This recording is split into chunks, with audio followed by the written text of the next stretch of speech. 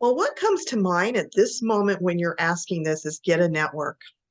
I learned this years ago. Actually, I one of the books that I got in the very beginning was Networking is the best kept marketing secret.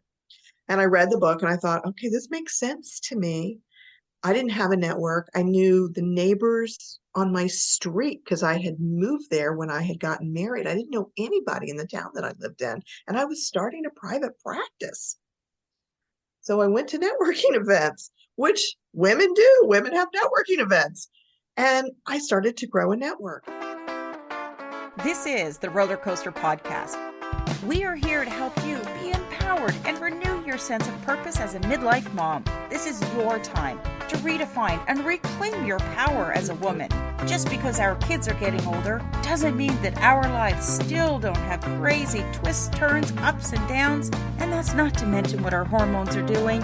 We're navigating helping our kids plan their next chapters while quietly wondering, what the heck does my next chapter look like?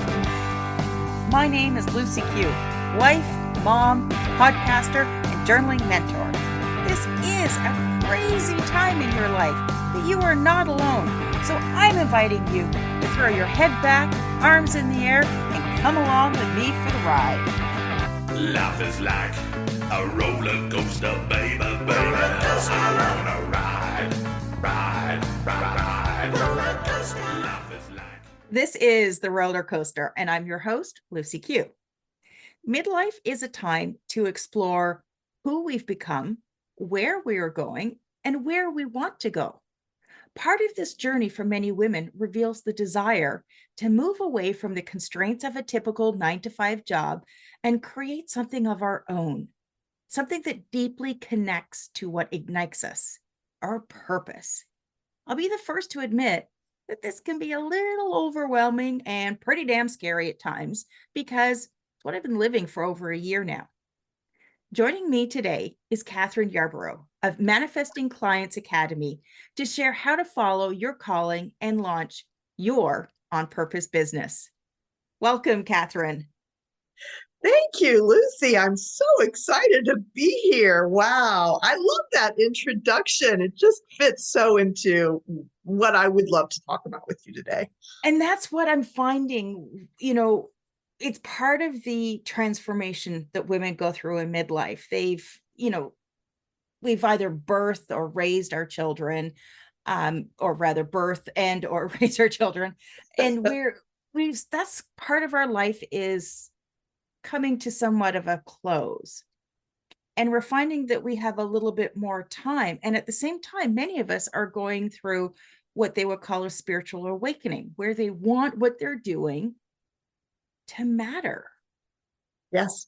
But it can be drastically different from everything that you've known for the last, in my case, 49 years. And it's a really scary place to be, exciting, but scary. Yes.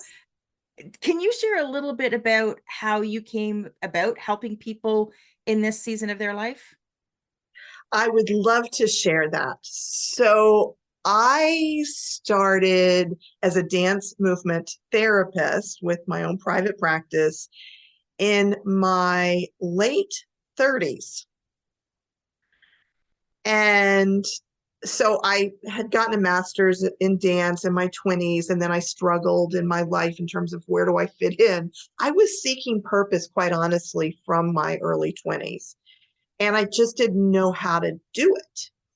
So in my 30s, I went back to school. Becoming a dance movement therapist is equivalent to a social work degree, a master's level experience with a internship, a field placement internship, all of that kind of stuff. And I got a job in a hospital setting where I worked for almost 4.5 years. And then I said, this isn't it. I was seeking something because I felt called. And I started a private practice. That was my beginning as what I think of as an entrepreneur. And so I learned, because I wanted to grow this practice, I learned about marketing and I learned about manifestation. And I applied what I learned to growing my own private practice. And within about 4 years, I had what I think of as a thriving private practice as a dance movement therapist. But I also started what I called then manifestation coaching. So I was doing these two things and moving forward with everything. I was on a spiritual journey as well. I ended up adding another modality called integrative breath work. And so for a while, I was working one-on-one with a lot of people around healing or transformation or manifestation. And then I offered, this was in 2006, my first attracting clients workshop, because I had learned how to actually attract clients. And I thought, well, I can share this with other people. And they came, the room was filled. I had a great time. They got a lot out of it. And that began my journey with working with other women entrepreneurs who are heart-based, on purpose, called to do what they do, to teach them about how to actually grow a business, attract clients, and do the work they're called to do. Fast forward several years, I didn't completely commit to working with them until 2017. So about almost 6 years ago was when I really committed, and then the Manifesting Clients Academy was launched. Things that are actually changing. I'm moving the name of my business to Vibrant Entrepreneurs over the next month or two, and my website's going to be vibrantentrepreneurs.com, because when we're on purpose, there is an evolutionary process for most of us. Some people get it and stay there and they land and they stick. And it's just about fulfilling that. For me, and a lot of people I know, it's about continually listening for that next right thing that is the fulfillment of purpose now. Does that make sense? Yes, it does. Partly probably because it's what I've journeyed through in the last 5 years, going from, and I call my starting point was when I hit rock bottom at 44. And that's when I had to pull myself up and start this journey for myself and find my own way. And a lot of the things that you spoke about came about, especially the, transitioning from the very sort of mainstream society that we live in, and then sort of migrating more towards what we call woohoo. I lovingly call it that because it's just, some people think, "Ooh, you're out there," but I don't care. That's just where we are. And you mentioned something that sort of struck me. You mentioned marketing and manifestation. And for me, sort of the marketing is the mainstream. The manifestation is the sort of more woohoo. But it's understanding how we can bring those things together, because I think as women, it's a little bit challenging when you start this venture, because you want to bring something into the world. Just as we birth our children, we're birthing, our purpose into the world. And we want to do good things. But then it can feel kind of icky when you're like, well, I need to make money at this. I need to live my passion, but I also have to pay my bills. And I think that's really where women get caught up, because they end up giving away everything for free. And then they get frustrated and they give up and they think their purpose is wrong. And, you sort of get into this cycle of, what am I supposed to be doing? Yes. Yes, I see that often, and it hurts my heart. It breaks my heart to see people. And one of the things that happened early on for me that was very helpful was, this was way back in the time when we didn't have an internet. I was starting my business. So I had a blessing that I got to go to the library and get tons of books out. So I got this one book out called something like Marketing Your Professional Service. I don't remember the title now. His name, who wrote it, was Anthony Putman. And he had a section in it about money. And he talked about how to decide what you're going to charge based on how much other people would get paid in a different situation, that sort of thing.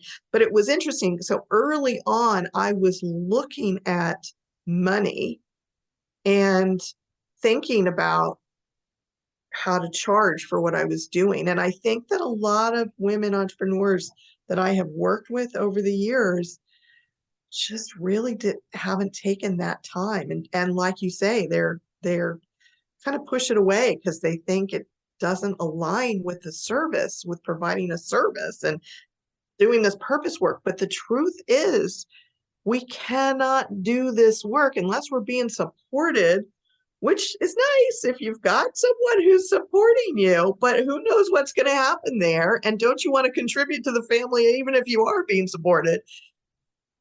But you can't pay your bills if you're not making money. So then people end up having to go get a job, and it's sad. So you have to start thinking about making money from the beginning. And there's a lot of truth to the saying that people pay attention to what they pay for. Yes. And they value things differently depending on the price tag. Yes. And that's sort of an interesting dynamic to look at. But before we sort of go down that road, can we maybe start at, say someone like myself, where we have this idea of what we want to do, but you have no clue where to do. I mean, it's so different than everything that we've done before. So what are some of the steps that we can do to begin and grow that on purpose business? So what I want to talk about first regarding that is, and then I'll talk about I have 5 steps to share, and I actually talk about them in my book, Keep Moving Forward, a guide for the on purpose solopreneur. But I want to say even before that, because we're looking at, all right, just an idea, just a thought. You haven't done anything yet.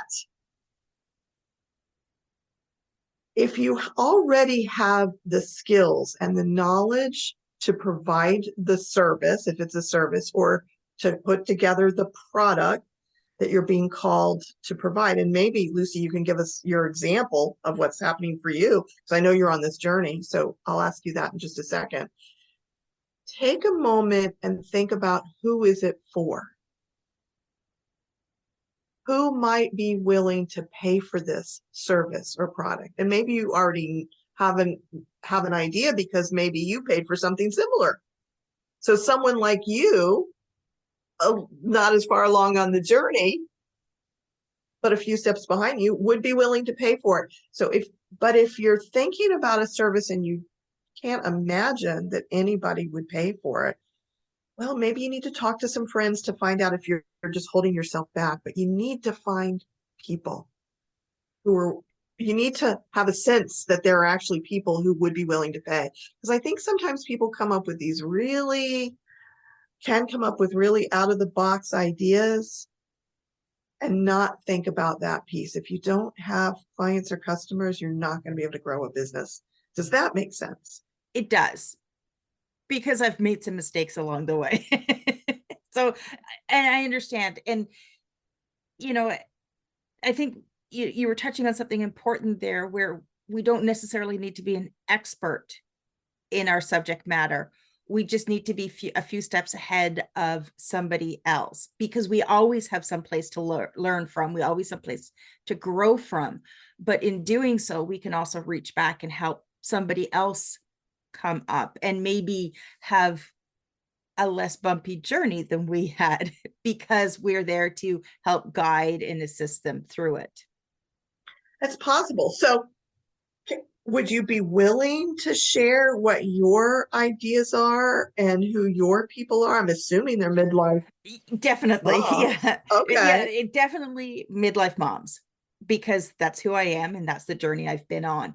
And for me, going back to when I was in rock bottom, the thing that got me to where I am today was a very specific journaling practice that I created. I've tried journaling before, but it was extremely hard, because you're staring at a blank page. Where do you start? Where do you go? You're dealing with overwhelm anyways. I ended up creating this practice, and through sort of working through this practice every day, I was able to bring myself from being stuck and lost to where I am now. And so, exciting. Yeah. So, whatever it is that I'm creating is for midlife moms who are where I was 5 years ago, and who want to get unstuck and perhaps figure out what their on purpose business is. It will have a component of journaling, but it's probably going to be more than that as well. And it's funny, what's coming to my mind lately is I don't know if you ever watch any British shows, but No. it's where my family heritage is. So I tend to navigate. There's a show that was set in the early 60s. It's called Call the Midwife. And it's all about midwives in Southeast London, early 60s. And as I've been watching it, I've been binging it lately because I just got this British subscription channel. So I've been binging it. And I'm seeing the similarities between midwifery for new mothers and what's lacking for midlife women. Oh, interesting. Very interesting. And something along the lines of the midlife midwife. Mm. Because, I mean, if you think of it, when you're an expectant mother, the way it used to be, I was actually born with a midwife at home. I was born in the UK. The way it used to be is you had a midwife that would take care of the mother throughout her pregnancy, assist her through the birth, and then take care of the first few weeks of the baby. The process was you're supported and cared for. We get to midlife, nobody's there to care and support for us. It becomes a list of things that we have to endure or be cured or suffer through. And that's the area that I want to fill. Interesting. I like it. So you see, so with regard to what I was saying, what I love is you see the people, the women, and the need who are a lot like you, going through midlife and lost and longing for something else and not knowing what to do, and the need of tools like your journaling exercise, and also companionship and guidance and compassion. Yeah. So there can be one-on-ones that you do. There can be a community that you create. Lots of opportunities there for you.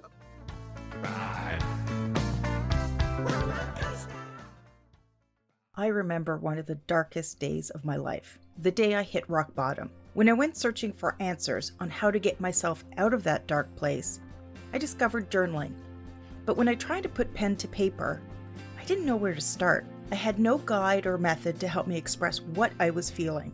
The only thing that I had was the blank page of my journal staring back at me.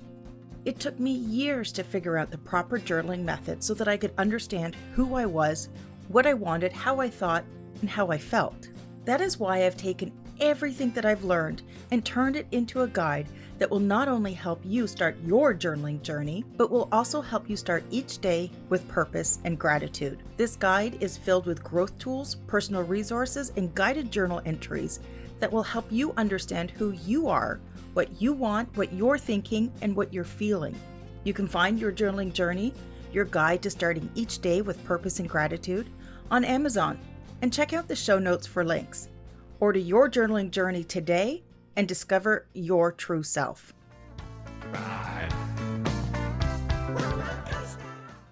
So I would love to share the 5 steps. Perfect. All right. Yes. Where you're at, it's absolutely perfect to understand these 5 steps. And let's begin. So the metaphor that I use is of going on a trip in a car. Hence, if you see the cover of my book, there is a woman in a car going somewhere. And there are 4 aspects of yourself in the car, plus the trunk. So that leads to 5 steps. Each of those aspects is a step or a piece of the process of growing an on-purpose business. The first is the driver. I call the driver your visioner, your visioning aspect. And maybe the visionary is a better term. That's probably what I have in the book. Anyhow, the driver, the visionary, is looking to the future and seeing where you want to go. When we go on a trip, there is, of course, the way to just hop in your car and just start driving and see where you land. But most of us go, all right, I want to go somewhere. For example, I'm wondering what the Northwest is like these days. And I'm thinking maybe I should go to Portland or Seattle or somewhere along there. So what the next thing I could do is go to Google and look up Portland and see pictures of what Portland or Seattle look like and just find out what's going on there with our businesses. If we can vision a future that's calling to us, we can start to map out the possible pieces of our businesses. And we can do this at any stage. I talk about your on purpose, your future on purpose self. I have taken clients and I take myself on this guided journey to tune into the feeling of purpose within and then see yourself in the future, the you who took all these steps along the way that were all on purpose. What are you doing in the future? How are you being? And so there's that big vision. And then also for us entrepreneurs, it's really nice to have a 1-year vision. So your visionary part of yourself, I think, needs both and needs to tune into both. But that 1-year vision is part of the way on the journey. Like if I'm going to go from Central Florida to Portland, maybe the 1 year gets me to west of the Mississippi. Whatever I want to go there, right? Maybe it's Texas. I think that's west of the Mississippi or Arizona. So that's the first step, is to create a vision for where you're going. The second step is your navigator part of yourself. That's the part of you that creates a map or a plan. That's the part that really does need to understand marketing from my perspective, because if you don't know how to get your word out about what you do, you could just spin around and feel lost. And there are so many tools out there to get the word out. A lot of people spin around going, oh, that person made $10,000 in the first month. I need to do their program. Oh no, this person says speaking is the best way to attract clients. I need to do that program. Oh God, no, blogging is the best way to attract clients. So these days, people can get really lost in all the mega possibilities of getting the word out. I highly recommend doing the 1 or 2 things that call to you and developing those skills, and not try to do everything. But your second part of you, that front seat, this is the navigator sitting in the second front seat, needs to make a plan. With a plan, you can go from where you are to where you want to go, which is me going to Portland or Seattle, right? Makes sense? Yes. Okay. Would you like me to continue, or would you like to make a comment? I can go quickly through the last 3. No, I'm sort of following. I'm relating this to everything that I'm doing. I'm just digesting it. Okay. All right, good. So the third part of you, that's the third step, if you will, or third aspect, is in the back seat, and it is your backseat driver. It is the voice in your head. What are you telling yourself? And you need a backseat driver who is talking to you positively, telling you you can do this. This is possible. And even beginning to use that manifestation process, affirming it's happening, seeing it, so you shift your vibration. So what are you telling yourself? And if you're telling yourself this isn't going to work, I can't do it, you need to change your backseat driver. Fourth person in the car, fourth aspect of you, is the action taker. This, I always think of when I was a kid, I didn't do this, but I know my friends did. They would go to a red light and several of them would hop out and run around the car. Oh, yes. I think Chinese red light or something like that. Anyhow, you got to get out of the car and go do something. So you definitely have to take action. Like I'm on this podcast and Lucy set up her podcast. You have to do something. Set up a Facebook page, go to a networking event, all those sorts of things. You got to do something in order to let people know about what you do. And then the last aspect of this model is the trunk. And if there's a lot of junk in your trunk, you got to clear it out. Good old baggage. Exactly. Yes. Or the car's not going to leave the driveway if there's too much stuff in your trunk. So take everything out that's not needed and then decide what, if there is anything that you want in your trunk. So have a vision, make a plan, talk to yourself in a positive way, take action, and clear out your trunk so you're not weighed down. Those are my steps.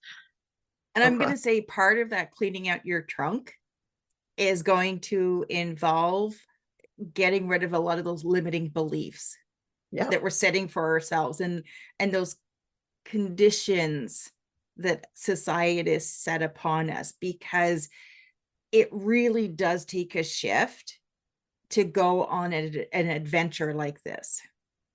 Yes. And you will face, or most people, including me, face those inner beliefs with each new step. It's an ongoing experience of stepping outside of our comfort zone. And each time we get to that edge of our comfort zone and want to step out, those thoughts and feelings that are in the trunk, the old baggage, like you said, those old limiting beliefs will rise up to the surface to be identified and released and not listened to, not letting them control us. That's part of the path of being an on-purpose solopreneur or small business owner. But I think that comes to any limiting belief. I think it's a myth that you can conquer them and it's one and done. No, it's like you said. And I go through that. You know, when I started a podcast, my podcast has been around for 5 years. This episode is 297. Yeah, that's impressive. I'm almost at the 300 mark. And, you know, it's funny. My husband laughs and he's like, of all people to get into podcasting, I can't believe it's you. Not because I'm not a talker. I was always that talker in school. But years ago, a business associate of my husband, he's in Hollywood, and he had a podcast. This is before, you know, podcasts were popular. And he had an event where he came to town to film, to do a live recording of his 300th. I don't know, maybe it was even his 200th episode. And because of his name is Kevin Smith. So he called it a Smodcast. And my husband got tickets to go to it. And I'm like, I don't understand. We're going somewhere to listen to a bunch of people just talk about what? I don't understand this. And I'm like, and we're just going to sit there listening to people have a conversation. Yeah, he's like, that's a podcast. I'm like, this is ridiculous. This is crazy. And it was interesting. I enjoyed it and I got the concept of it. But I think it was another 5 years later when I actually started my podcast. And now I'm at that point where I'm hitting that episode 300. Yeah. And for years, when I would first turn on the mic, I would still get like, oh God, you know, what happens if this conversation goes nowhere? What happens if I can't think of something to say? But it's taken me time to get comfortable with this. And now I do my prep work. I turn on the mic, I'm fine. But now I'm starting a new venture, and I'm starting to create like a self-guided course, and then like a mentored course. That's now a new scary for me, because now I have to get used to a new version of myself. So yes, all those limiting beliefs, they are bubbling back up. Mm-hmm. Yeah. I love the awareness. Great job, Lucy. Mm-hmm. And again, this all comes through the journey I've taken through journaling. Was I like this 5 years ago? No, there was a damn good reason why I was at rock bottom. But if I can pull myself out of there, then anybody listening right now, even if you have the smallest of ideas, a thought, a little twinkle in the back of your brain, what harm is it in exploring that and seeing where it can take you? That idea might not be the idea, but it most definitely will lead you to the next one and the next one. And I think you made reference earlier to what's the next best step. Yeah, absolutely. Yeah. Yes. So as we wrap up today, I love those 5. I just want to go over them again. It was the driver, the navigator, the backseat driver, the action taker, and the junk in your trunk. Yep, you got it. So we've got all of that, and we're starting to drive down our road. We're starting our journey. As we wrap up today, do you have any final words of wisdom for our listeners? Well, what comes to mind at this moment when you're asking this is get a network. I learned this years ago. Actually, one of the books that I got in the very beginning was Networking is the Best Kept Marketing Secret. And I read the book and I thought, okay, this makes sense to me. I didn't have a network. I knew the neighbors on my street because I had moved there when I had gotten married. I didn't know anybody in the town that I lived in, and I was starting a private practice. So I went to networking events, which women do. Women have networking events. And I started to grow a network. So one of the things I learned along the way from this one woman who runs the On Purpose Woman Global Community that I have been part of since 2001. And now there are online meetings that you can go to, and I even facilitate 2 of them. So you can go to opwgc.com if you want to find out. That stands for On Purpose Women Global Community. But anyhow, Jenny Robertson created this, and she has said over the years, grow a network before you need one. Grow a network before you need one. So if you're thinking, I think I might want to do my own business, or you're getting ready to step out, you've got a vision, you've got a plan or a beginning of a plan, I really highly encourage you that you grow a network if you don't already have one. And then keep growing it if you do have one, because having other people, especially other women in your life, will support you in so many ways.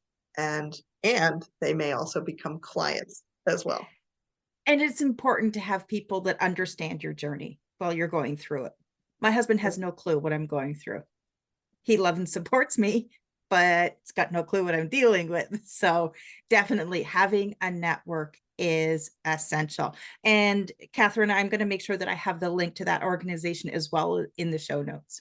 Oh, beautiful. So to make sure you connect with Kathryn, check out the show notes. I'm going to have the links to connect with her and the On Purpose Global Community that she spoke of. I'm going to have all of those links in there. And remember, if you are feeling lost, stuck, and confused in midlife, why don't you grab a copy of my guided journal, Your Journaling Journey? It's packed with tools to help you find clarity, guided prompts, affirmations, and gratitude. You can get Your Journaling Journey on Amazon. Thank you to all of my listeners for joining us today. And Kathryn, thank you so much for joining me. It's my pleasure. Thanks for listening to this episode of the Roller Coaster Podcast. Want to chat or share your ideas about today's show? Pop me an email at hello@therollercoasterpodcast.com. Don't forget to connect with me on Facebook and Instagram at The Roller Coaster Podcast. Our theme song, Roller Coaster, was performed by The Lucky Setback. Audio editing by the one and only Jeff Quigley of Quigley Creative. Life is like a roller coaster, baby, baby. I wanna ride, ride, ride, ride. Life is like a roller coaster, baby, baby. I wanna ride, ride, ride, ride, ride. Roller coaster. Ride, ride.